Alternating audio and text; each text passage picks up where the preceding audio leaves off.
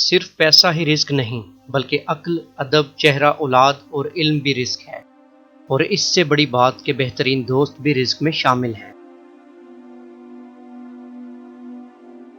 چھوٹے سینوں میں ہمیشہ خواہشیں اور بڑے ذہنوں میں ہمیشہ مقاصد ہوا کرتے ہیں۔ قناعت سے کوئی شخص بھوکا نہیں مر جاتا، اور حرص سے کوئی بادشاہ نہیں بن جاتا۔ کل میں ایک چست و چالاک اور ناسمجھ نوجوان تھا۔ میرا خیال تھا میں ساری دنیا کو بدل ڈالوں گا، یہ کوئی بڑی بات نہیں۔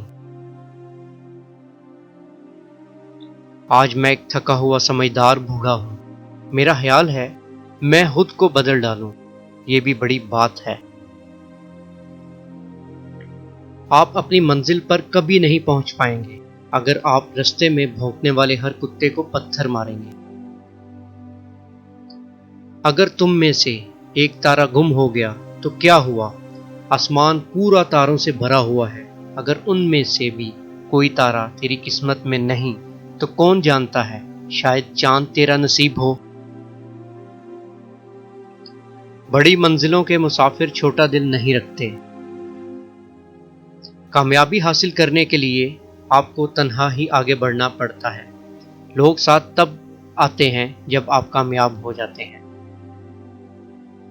زندگی مسلسل امتحان ہے، یہاں 10 بار گرنے کے بعد 11ویں بار اٹھ جانے کا نام کامیابی ہے۔ ہر کامیاب شخص کے پاس ایک تکلیف دہ کہانی ہے۔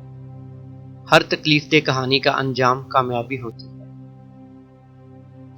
اسی لیے تکلیف کو برداشت کرنے کی عادت ڈالو اور کامیابی کے لیے تیار ہو جاؤ۔ ہم زندگی میں ضرور کامیاب ہوں گے اگر ہم ان نصیحتوں پر عمل کر لیں جو ہم دوسروں کو دیتے ہیں۔ اگر آپ دنیا میں کامیاب ہونا چاہتے ہیں تو پہلے ناکامی کا استقبال کرنے کا حوصلہ پیدا کریں۔ ان چیزوں کو ترک کر دینا چاہیے جو آپ کو ویسا احساس نہ لوٹائیں جیسا آپ کا ان کے لیے ہوتا ہے۔ کم عقل لوگ بہت زیادہ بولتے ہیں کیونکہ ان کے دماغ میں کچھ نہیں ہوتا۔ عقل مند لوگ زیادہ نہیں بولتے کیونکہ ان کے دماغ میں بہت کچھ ہوتا ہے۔ اگر مخلص دوست میسر نہ ہو تو ضمیر کی آواز حاصل کرنے کا ذریعہ آئینہ ہے۔